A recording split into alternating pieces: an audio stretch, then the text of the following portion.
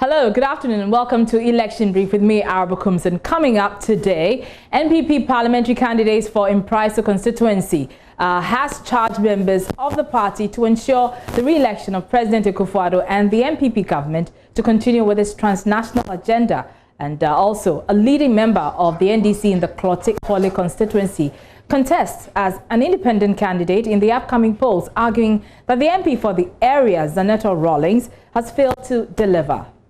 I was born and bred in the constituency. What has she done? Her performance is woof. As a matter of fact, the person that we supplanted to replace her with, the Honorable Majdi, was far better. And with less than 100 days to the December polls, your favorite political program, Election Brief, is introducing a new segment called The Voice of the People.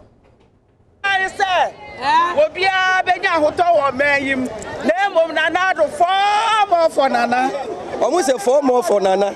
Me to me who is here was September. I have 4 months for Nana.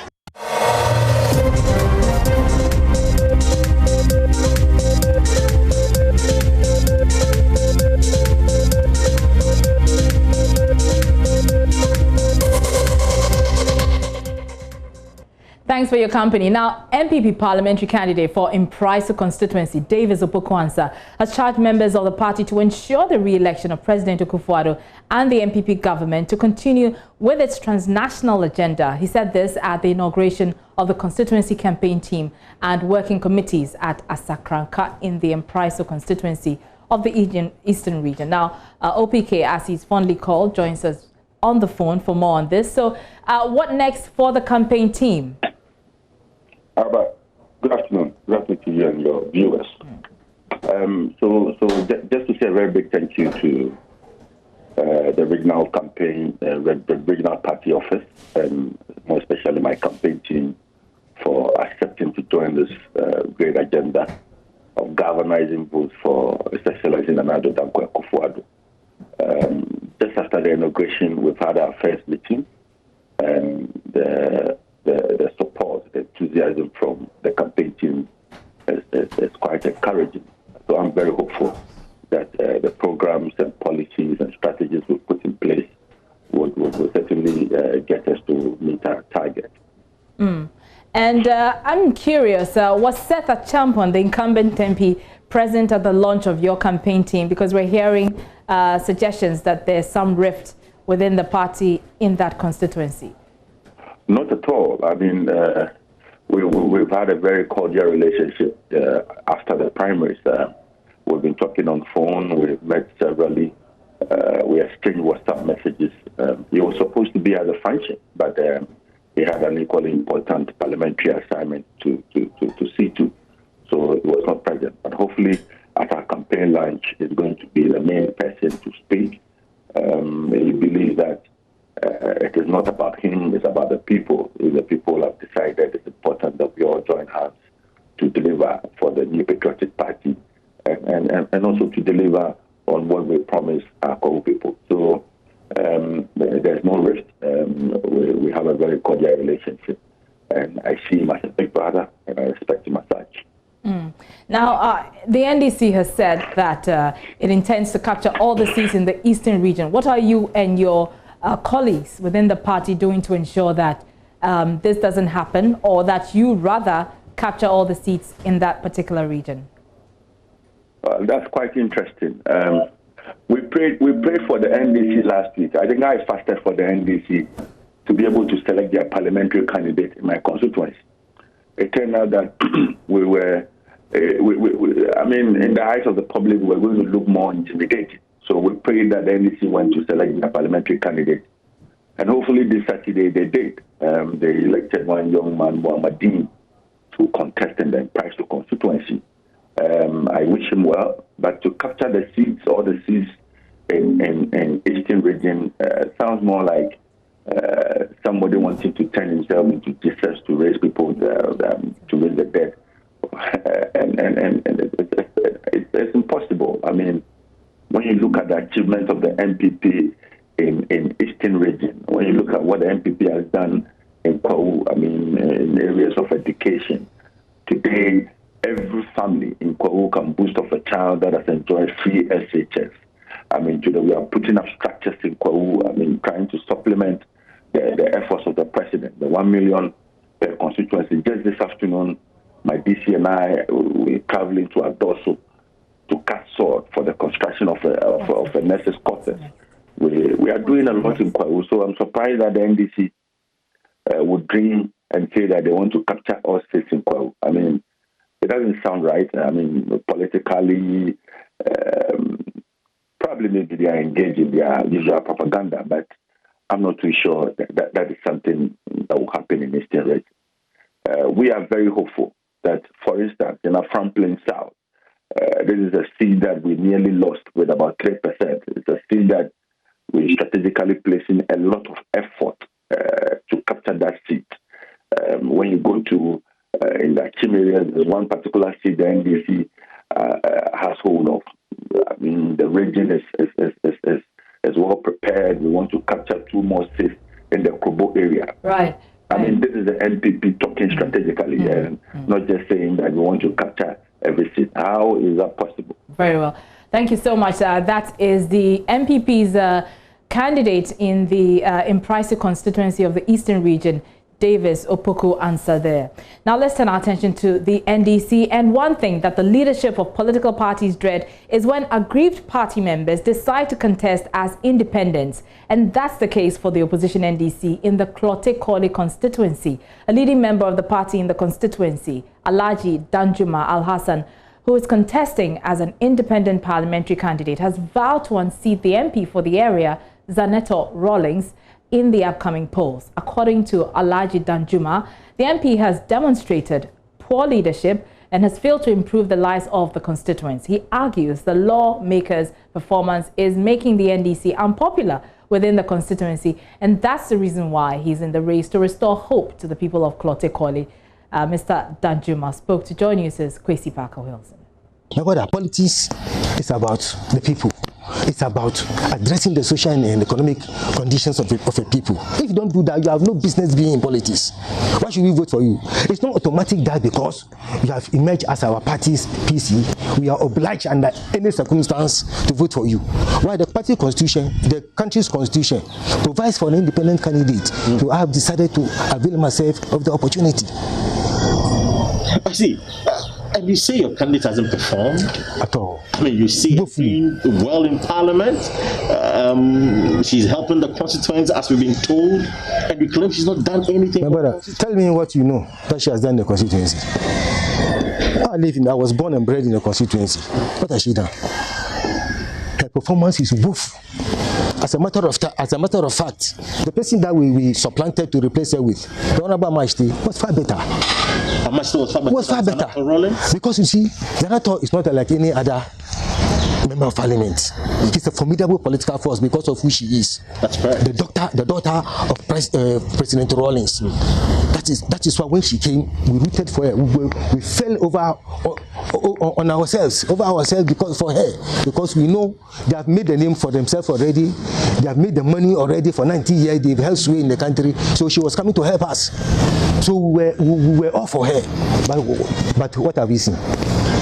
There's nothing to write home about. There is nothing. There was absolutely nothing. Otherwise, why should Alhaji Danjuma come after her? But Alhaji Danjuma, do you understand or have an appreciation of the real responsibility of a lawmaker? Yes. Do you understand what a lawmaker does? Yes, an MP does? Yes, I know. So why are you blaming her for not doing anything in the constituency? That is not a primary responsibility. Parker, is she not collecting common fund? Is she not collecting health fund? Is she not collecting gate fund? What is she doing with them? What is she doing with the common fund? They gave her funds to take care of the constituency. What does she do with the funds? What has happened? The CMB is now Klote-Korle constituency. The lottery is there. The lottery office, National Lottery Office in the Klote-Korle constituencies. There are so many. The major pharmaceutical companies are here. So what do we lack? What we lack is leadership, which she has failed miserably. What we lack is leadership. Look, our MP, like we know, he was a novice. She was a novice? She was a novice when she came. She came from a very solid political... Yeah, she has never done politics. She has never done politics before. We have to take her around. When she came, we have to take her to every nook and cranny of the constituency. We took her to every ward, every constituency, every branch. We introduce her to all the, what do you call them? The opinion leaders in the constituencies. People guided her. For her to beat all those colossus to emerge as our parliamentary candidate. After she won, what else? She abandoned the structure. As I sit now. What do you mean she's abandoned the structure? Why? What structures is that there to be abandoned? Why? Everybody knows in NDC we have a party structure. We have the branches. We have the ward and then constituency. I predicted way back in January that for the first time in the history of Korle Kotu, we are going to go into this election without any party activity at the branch level. And then my prediction has come to pass. Because our MP doesn't want to commit resources for the operation of the party in the constituency. But she's not the one to commit resources to the operation of the party. That is why the party takes James. My brother. To run the activities of the party at the constituency level, at the branch level, at the ward level. Baka, it has been there. It has been the convention since 1992. It's been a convention since 1992. That an MP, that the member of the parliament. But who benefits? If she wins, who benefits from the win? The party benefits from the win. And what about her? Who goes to collect all the common fund and the guest fund and the national health insurance, all the funds? Who goes to collect them? Is it the party? She is the party. So she has to commit resources. As at now, there's nothing going on by way of organization in the constituency. Go to other constituencies and go and see what is happening. You understand? So, as a matter of fact, she has no business doing. She has no any other business again left in Korle Kotu to do, because she has disappointed us. He also revealed that some executives in the party have impressed upon him to rescind his decision. However, he insists he's ready to push through with his ambition. Go and ask her, and ask those guys following her. By this time around, I facilitated the whole of the Arabaka 5 wars with my money and my political talent and experience. So you committed your resources, your time, your Of course, energy. those who know, they know. Those who know, they know. If you go to, that's why I'm a formidable political force. I give out my best. Everything that I commit everything into the NDC. I've been there for long. People know what I've done for the NDC. You understand? So I'm a threat. You're a threat. I'm a threat. They don't see. She doesn't sleep. Some say you are not. You are just flexing muscle. Madam, let me come out. Why are people calling me and begging me to withdraw? They are begging you to withdraw? A lot of people. Who? I don't want to mention name, but formidable political forces. So the party executives are calling you to withdraw? But the constituency have called me. I've told them I'm not withdrawing. You won't listen to that? No. You won't listen to that? I'm not withdrawing. To split votes? I'm coming to win the election hands down. No, you are splitting vote. That's what some people say. That obviously you are not winning. My brother, so your colleagues, they are the NDC, are going to split the vote. Some will vote for you. Some will vote for the candidate. At the end of the day, the NPP candidate goes through. They are entitled to their opinion. But as far as Alhaji Danjuma is concerned, I'm coming to win this election. I'm coming for a win. I'm coming to send her home. Because she has failed us and failed miserably. Because this is not the kind of representation we envisage when we started to throw our support behind her.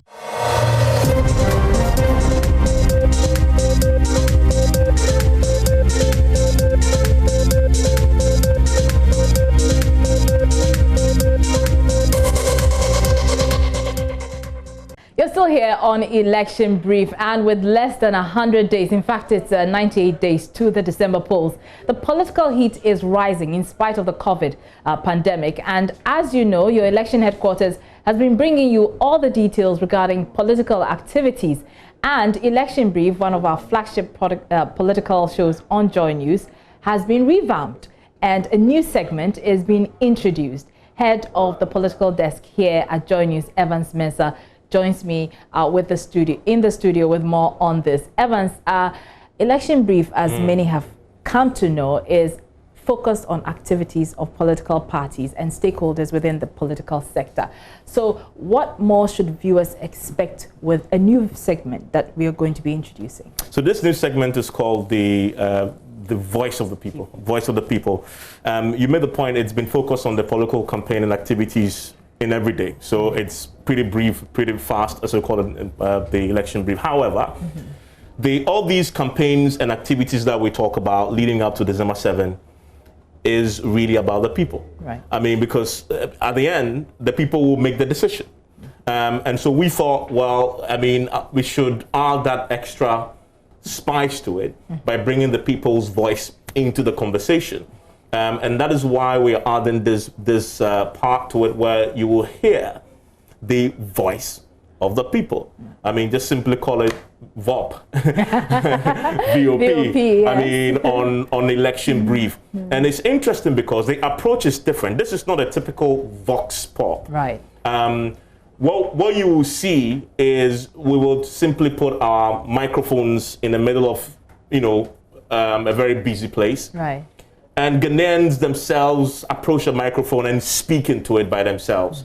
And for us, we want it that way because we don't want to interfere in the process of the people expressing themselves and letting either the parliamentary candidates or the presidential candidates who they will be voting for to hear exactly their thoughts about the issues of most importance to them. And so the camera just sits there, and then you see our microphone. The people go to the microphone and they talk to the microphone. They talk into the microphone, of course, and the microphone amplifies their voice to all the political players who will be seeking their vote come December 7th. All right, Evan, stay with me. Our first stop was the Makola market here in Accra, and it's interesting, the views that the people there express. Take a look. Was vote Nana Akufo-Addo. I can be an free HS. I will be and will be fair free HS. No be no care 4 more for Nana. Never power, net 10 hour. When you what power said, Akufo-Addo Ani, Akufo-Addo known by Mia. I assume you about on a better. Assume young Kwani a pay. Yambessa Colabina radio, so what did you be at them?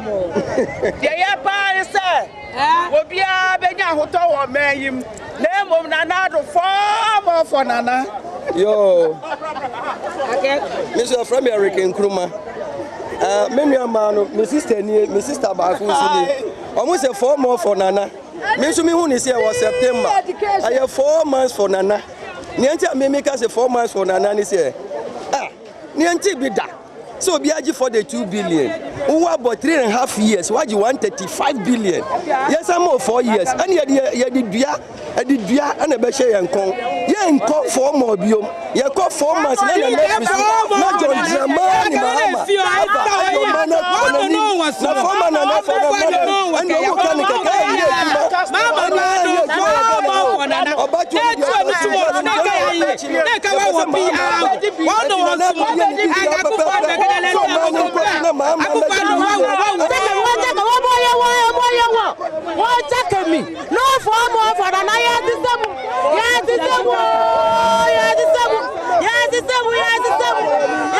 Meba chao ni omo kekale nyina ya trosem e na omo die de Nana Akufo-Addo aye aban bia ni wo betimi aye na Akufo-Addo aye Mahama ba ye de su musa for good years enya fe ni ya besa ato ama ni biem ne dia na da ka se wono ma akwa akofa si waja ne bibi wo ka se wa onka na Nana Addo mfanhia ne woni fie ho ne wonkonkonkofa eye form for Nana Addo obedi asedi Meba wanya 35 aggregate 39 so under normal circumstances me I wouldn't wish to invest into her.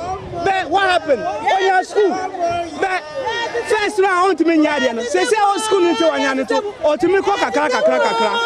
Oh, say nyana no ya papa. Yeah bro, boshe bebe. Unto me so free stage scrap apasa askata. One ye wo 4 years biomo. And ye be yari korokwi. Ye be yari krikwi. Ye be yari silisi. Oh yeah bro. Nana no 4 years.